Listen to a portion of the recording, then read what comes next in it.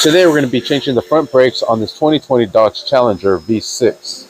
Alright, first thing we're going to do is remove the wheel. I have the vehicle lifted up and supported. I'm using the lift at work. We're going to be using a size 22 millimeter socket to remove these lug nuts from here. Once we have them removed, we'll simply remove the wheel from its location and sit it right on the ground. Next, what we're going to do is compress this caliper inwards or outwards so we could try to compress the piston in to try to prevent using a C-clamp to get that piston to go all the way in. And just in case this does not work, we'll have to use a C-clamp. All I'm simply doing is using a little pry bar or a flathead, and I am pressing the caliper outwards, and that's going to compress the piston inwards, and this will give us the gappage that we need to slide in the new pads. Alright, and I got it right behind the brake shoe itself, and I'm just sliding out that way, and the piston is compressed all the way, and now we have the slack to get this out and slide in the new pads. Alright, using a 13 millimeter socket and a ratchet, we'll go ahead and break loose the caliper bolts. If they are spinning like it is here, you will have to put a wrench behind it to grab that caliper pin from spinning so you're able to remove the bolt. Alright, I'm going to just use a crescent wrench to hold that back just like so, and I'll break this loose, and we'll repeat the same for the top.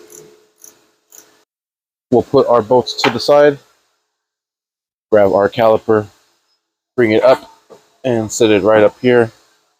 We'll remove our shoes, still got some life on them, but they out the door. Throw those in the trash, and we'll replace the brake hardware as well. I believe the new kit comes with replacements. There's the part number there. It does not come with new hardware. Okay, fantastic. These are not the right part numbers. This is for Brembos. Awesome. So I'll let them know to bring me the correct ones. Well, hopefully the replacements do come with new hardware, so I'll remove these from here. Probably use a small flathead to be able to pry them out of there. Just like so. Perfect. And we'll clean the whole surface off. We'll pull out the caliper pins and we'll lubricate these as well. Alright, and we'll pull out the caliper pins from here. Simply peel these back and out they come.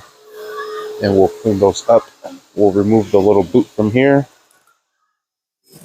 Just be careful with it. Make sure you do not rip this little rubber boot. If it does not want to come off, just leave it. Fudge it. Well, actually, it looks like these are not removable. Huh. Interesting. Usually are. This one is the top one. We'll clean these off, spray some brake cleaner on them, and then we will add some more brake grease on the pins. We'll spray some brake cleaner in here as well to clean it out. Alright, and I'll spray some brake cleaner in here on the top one as well. And then I'll run the caliper pin back and forth. Clean that surface off. Same thing with the top one.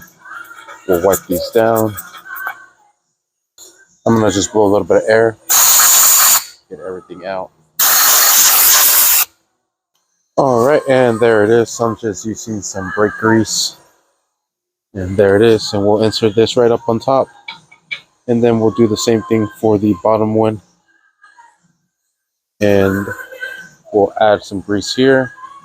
Apply the new pads, the new brake hardware first into place. Then we'll apply the new pads. We'll put everything into place. And then we just have to do the other side. And we're good to go. Alright, and we'll apply some grease here, here, right where the metal makes contact. Alright, finally got the correct pads, the MKD 1056, and they do come with brand new brake hardware, so sweet. We'll get these pads out, we'll slap in the new hardware into place.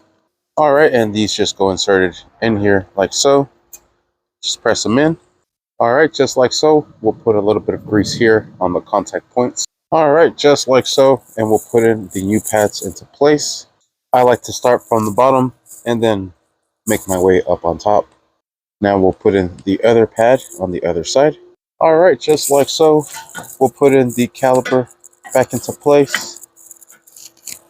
Make sure you put them inside where the caliper pins are, like so, and the bottom one as well, and slide everything into place. All right, the piston is still popped out a little bit, so we're gonna have to use a C-clamp, and I'm just using an old pad from the ones that we took off, and I am compressing it all the way in. All right, now everything fits into place.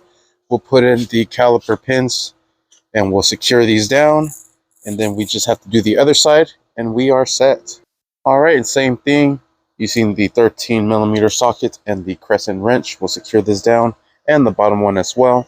And once you are done, you are complete. You can check the brake fluid.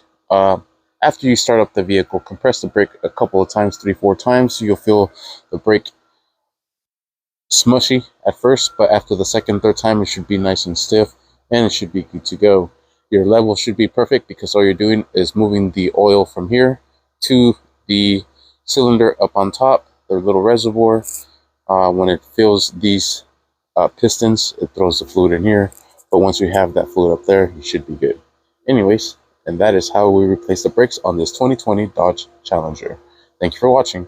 Please like, subscribe. All right, and I just stepped on the brake once, twice, it already feels harder. The third time it feels better. And we are good to go. Let's give it a little try. Perfect. Sweet. And we are good to go. Thank you for watching. Please like, subscribe.